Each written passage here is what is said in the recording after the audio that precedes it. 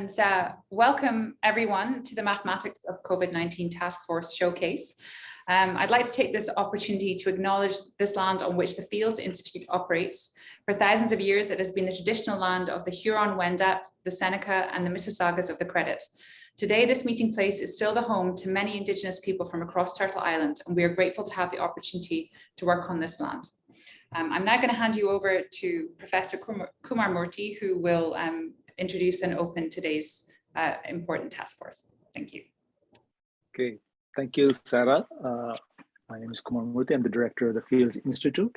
So firstly, welcome to the Fields Institute. Many of you are familiar with the Institute. You've been here for our programs, but for those who are here maybe for the first time, let me say that we are a research institute for mathematical sciences. We embrace the entire spectrum of mathematical sciences, from fundamental research to applied mathematics to industrial research to even commercialization.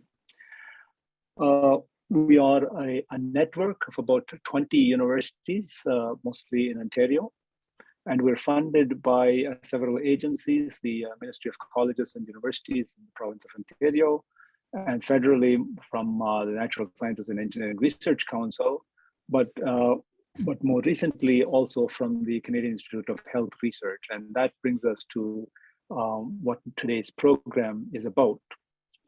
In 2020, the Fields Institute, along with our sister mathematics institutes across the country, Pacific Institute of Mathematical Sciences, the Centre de Recherche Mathématique, and the Atlantic Association for Research in Mathematical Sciences, together were awarded a grant from the CIHR to establish a task force to do mathematical modeling of COVID-19. And it is the effort that was made, the scientific efforts that were made under that grant over the last 2 years that we are celebrating and recognizing in today's program. And it has been a very interesting 2 years for the world, but also for the Institute, as the Fields Institute has sort of for the first time entered in a very big way into the area of health research, applying mathematical methods in health research. In this project, I think besides the scientific success, there's also the impact that it's had. It's had 4 institutes came together to create this proposal. There are 53 researchers involved in the network, about 20 postdocs and graduate students. And in the 2 years of effort, about 70 papers have been published or accepted, and about 90 seminars and special talks have been held. So it's been a very productive, very intense 2 years under this CIHR project. I'm delighted that all of you are here to join me in appreciating some of the work that's been done in this project. You're going to get snapshots, as so to speak, of the variety of projects. And even then, it's not exhaustive. We had to be very select only a few because of the time constraints. Even though it's a 4-hour program, we had to select only a small number of projects. So once again, thank you for joining us for this program. And I'm going to hand it over to my fellow principal investigator, Professor Jianhong of York University. Jianhong. Thank you, Kumar. So again, I want to join Kumar to thank you and for joining us today for this celebration. I'm wondering if I should go directly to the book launch, or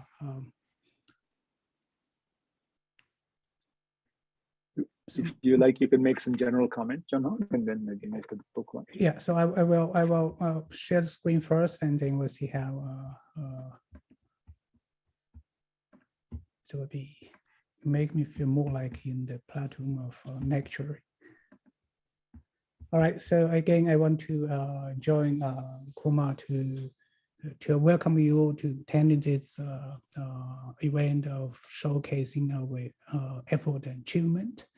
And I want particularly thank the Fields Institute and all the sisters institute and the National Research Council for commission this task force.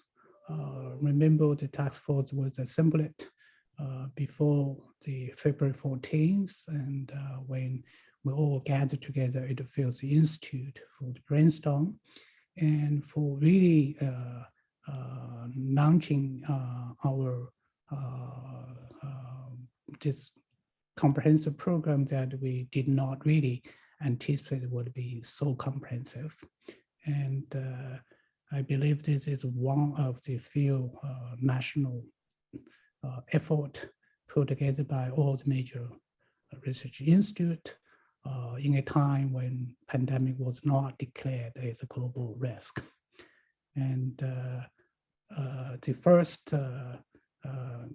collective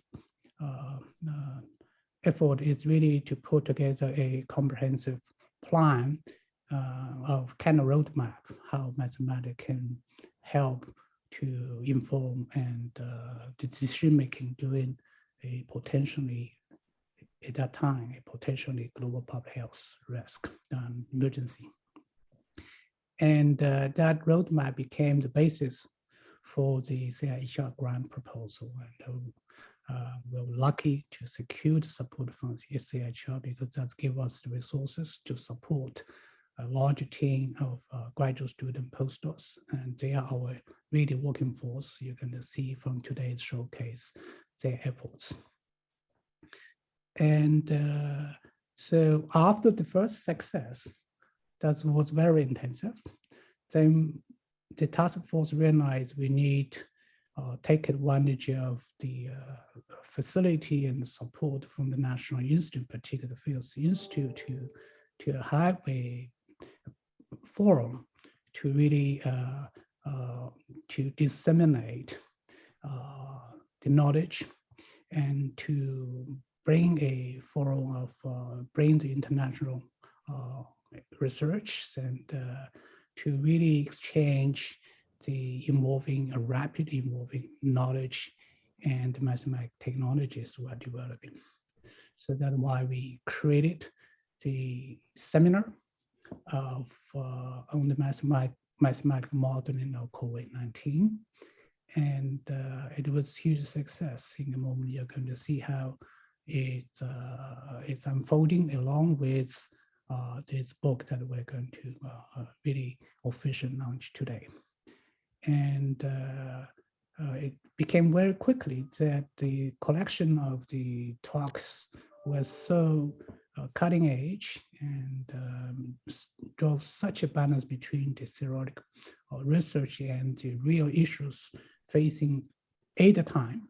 So we decided it's also important to have a collection of the materials based on those lectures and to have a collection. And it was really a great effort by the Fields Institute, by the publication committee for a speedy approval of this special issue. And I want to particularly now to thank the Springer, especially Dalia Fish. Dalia, you're here today, right? Saras, Dalia is here today? I am, yes. Oh, thank you, Dalia. So we really want to thank the Springer, you, Dalia Fish, and Elizabeth Lowe, and the whole entire Springer staff for your professional support. So from the invitation of such a collection to the final publication, we have gone through the serious and peer review process, and this publication on the eve of the second anniversary, actually, of the creation of the task force is a record speed. So I really want to thank you for your support. And I want to particularly also thank Sarah, Dr. Nayani, for your professional excellence of getting this whole collections and in such a good high standard. So that's coming really to the official book launch.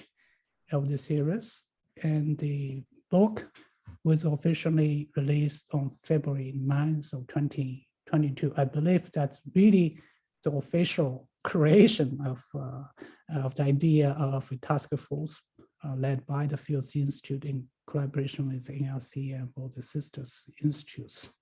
And as I said, it's a record speed, and all the submissions were based on the were all by invitation, and they invited colleagues or gave a talk in the seminar.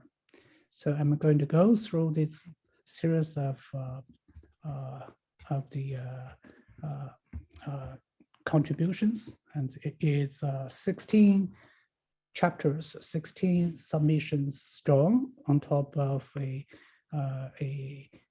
thoughtful preface that really describe the proud but very short history of the task force and achievements.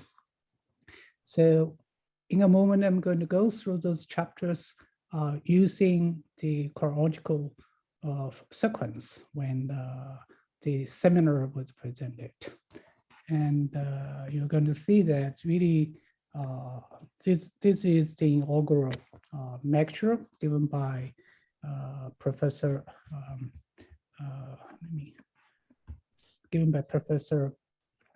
Pierre Margot from University of Bordeaux. So at that time, remember, this is the first lecture. This is March 31st, is 2020.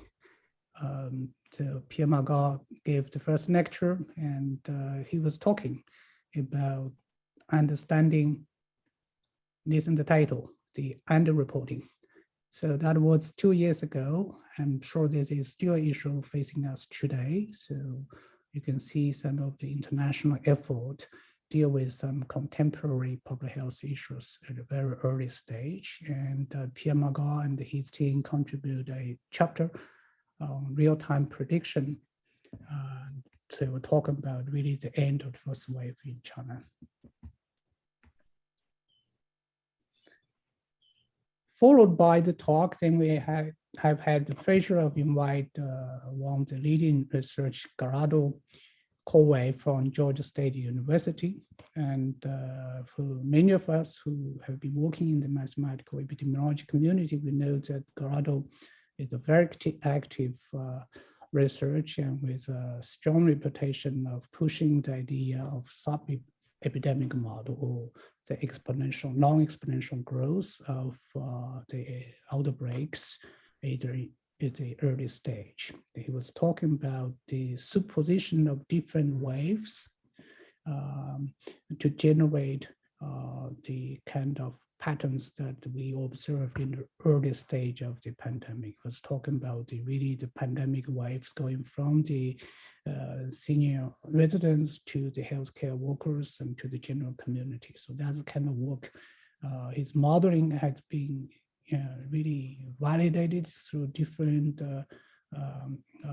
public health crises in the past, including Ebola. And so this is the first time by a true pioneer talking about this model at the Fields Institute seminar.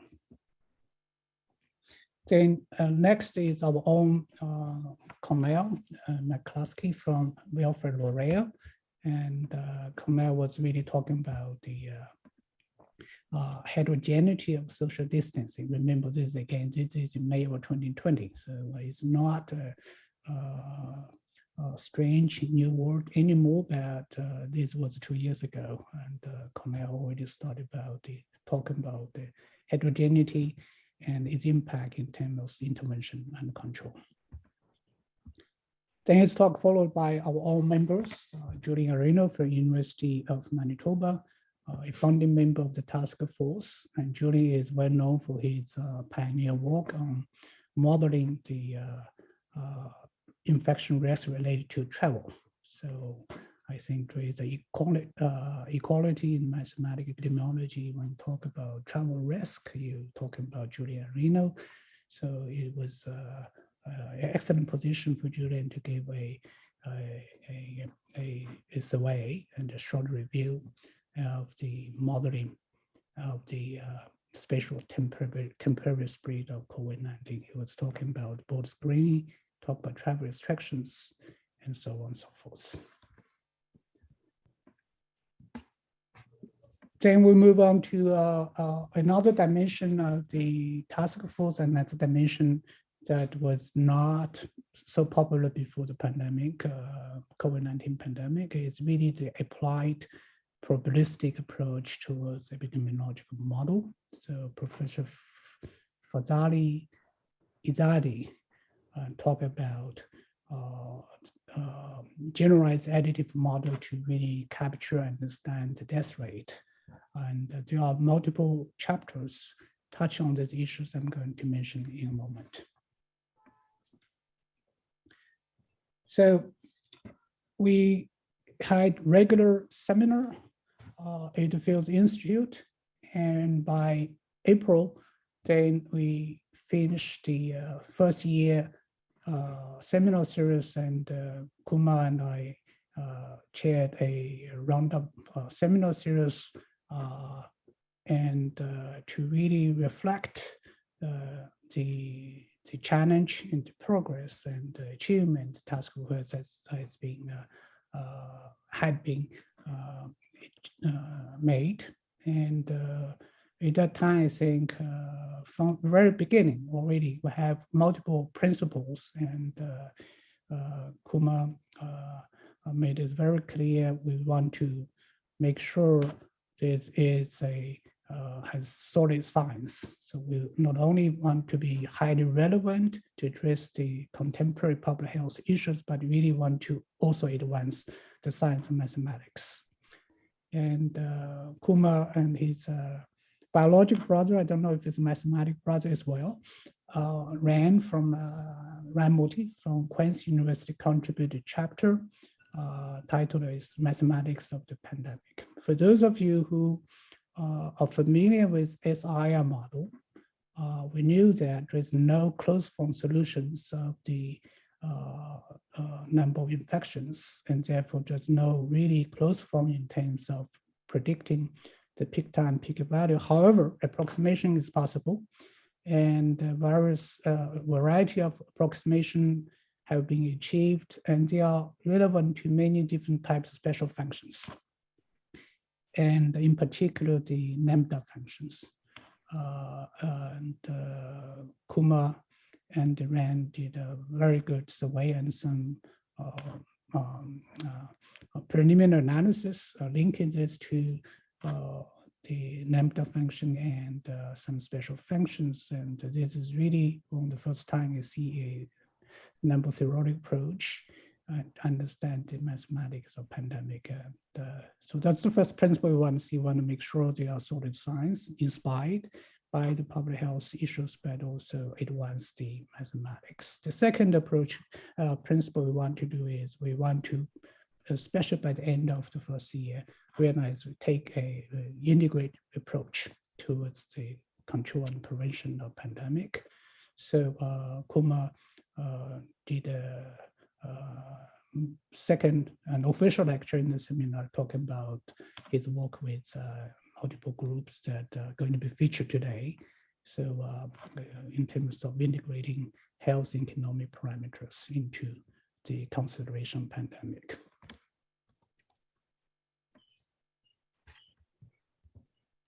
There is an equal contribution, equally excellent contribution from Ontario Science Table. Beata Sander was the co-chair of the Ontario Modeling Consensus Table, co-chair with Kumar Murty. Beata is one of the best known health economics modelers embedded in the University Health Network. So she's leading the Ontario's effort of really forecasting the PPE demand and the hospital and ICU admissions. So it was a wonderful presentation by Beata in right time, and it's also a wonderful contribution from Beata along with a number of members from the Ontario Science Table.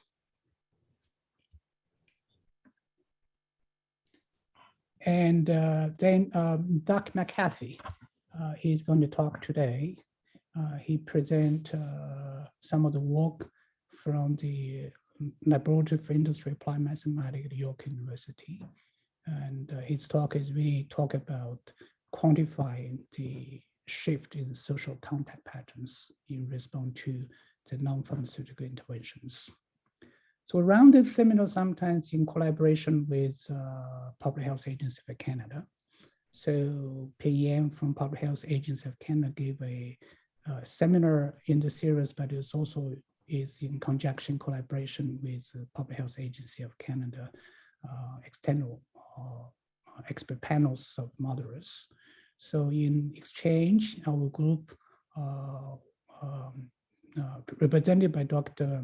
Nan gave a talk on optimal stage reopening schedules based on the ICU capacities in the Public Health Agency of Canada's weekly technical presentation meeting. So it was a very good collaboration and exchange of activities with the federal agencies.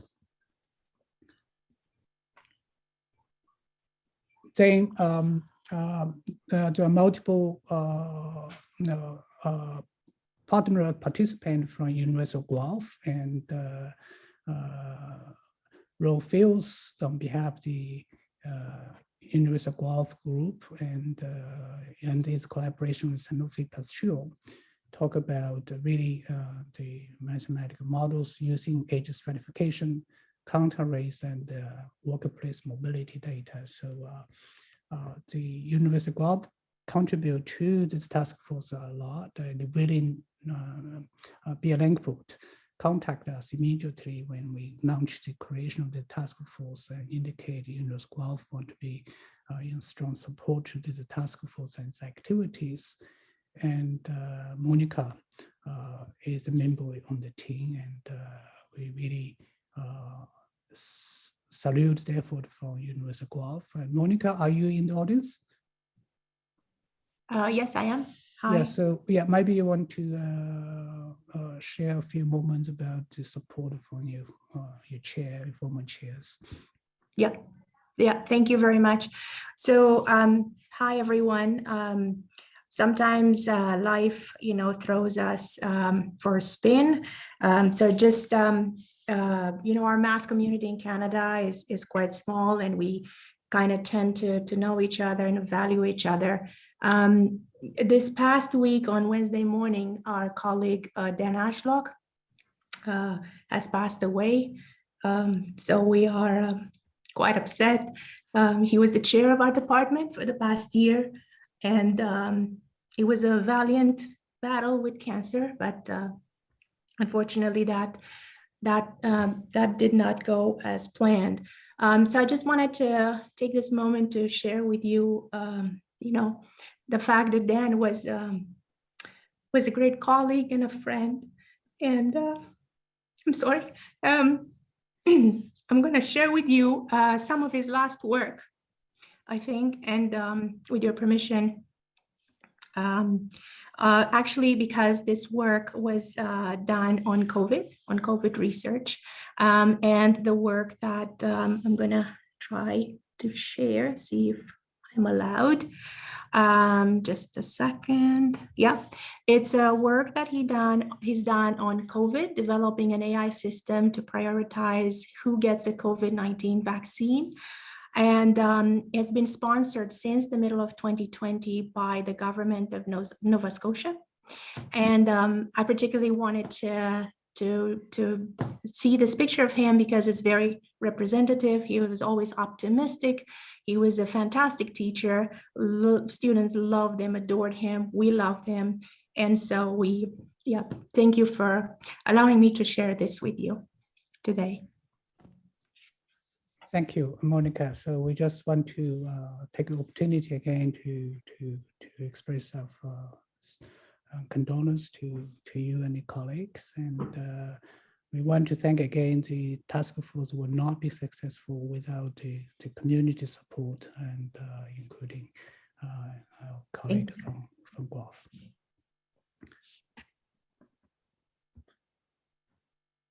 So let's continue now, move on to the contribution actually from the University of Waterloo. So there are multiple seminar talks given by colleagues from University of Waterloo and multiple chapters contributed from University of Waterloo.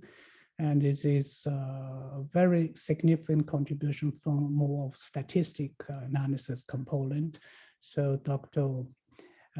Opshandi talked about the local driver and growth, and the Waterloo group led by Shaminding contribute to the task force, to the books, and to the seminar in multiple ways. So they gave 2 talks. Both are relevant to really examine the indicator for the increased mortality and using different kind of data and then analytic approach. They contribute not only to the book, not only to the seminar series, but they also contribute to building the working force for the National Research Council. I think Dr. Xi moved it once to National Research Council. He's going to talk today. So then the next talk is also a homecoming event by Dr. Xi Hu. She had a postdoc at Ryerson and York University and went on to become a faculty at University of Miami. And she came back with issues that she started doing her postdoc study in Great Toronto areas about the coalescent plasma. So this is an old-fashioned of treatment and prevention, and she has a series of studies of modeling the logistic implementation of these treatment procedures. And then of Fai Ping from York University. So Fai Ping has been leading a team effort in close collaboration with the city of Toronto. So while his seminar talk, our task force is on the experience from China, his contribution to the book is really to talk about the risk of reopening the border. And this is a case of study from both Ontario and New York. Fabian is going to talk today. And we remember we have collaboration with both the Public Health Agency of Canada and National Research Council of Canada. We have another dimensional collaboration with Statistics Canada. Denise shared with us his work on using the reinforced learning to understand the COVID-19 mitigation strategies. And then we'll then come to not the last chapter, but it really is interesting talk that remain valid now. So from our members from the Atlantic regions, Amy Herford and James Whitmouse. And the contribution to the chapter is highly relevant. And we're talking about re-escalation of some of the social distance interventions. And the seminar, however, was talking about epidemics, endemicity, and herd immunity. Of course, this is no longer a novel word now. However, remember their seminar presentation is in December of 2020, so that you can see how the task force thinks way ahead of the challenge we're facing today. And that's one I want to stop here using this chapter to say that really the task force and the success of the mathematical public health are thinking ahead. So this is the official launch of the first book, but this is only the first one. We have second one coming very soon, and the third one is going to be co-edited by our next generation of by our trainees with monitoring and supervision from the senior researchers of the team. So again, I want to take the opportunity to thank all of you for contributing to the task force and contributing to the book. And I want to thank again the Springer for your support and for professional servers. Thank you.